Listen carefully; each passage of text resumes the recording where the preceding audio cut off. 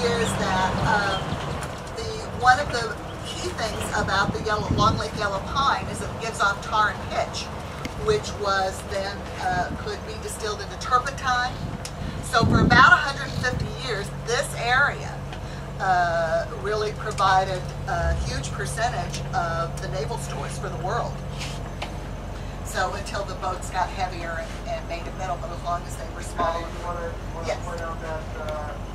Oh yes, here we are now. It's got a church here. Thank you. Those three that you see on your left over there, the three windows with the Star of David in them. That this church also has, St. Cyprian's also has an incredible restored 19th century organ. There are docents here, volunteer docents in the afternoons. You can come back here in the afternoon. The passes are good for 2 days.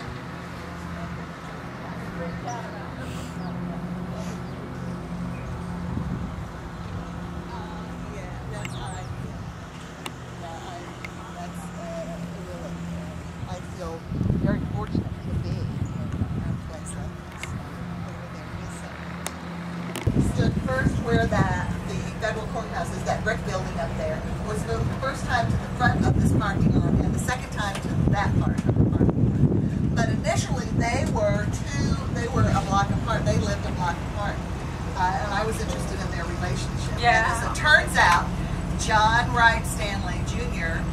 had an apoplectic seizure stroke on the house of the state legislature. On the floor of the state legislature, he was talking in his late 40s and became totally disabled and came back. And the pulpit is up behind that middle door and the stairway, and then their balcony along the edge. It's a beautiful colonial church. This is, of course, what unseated in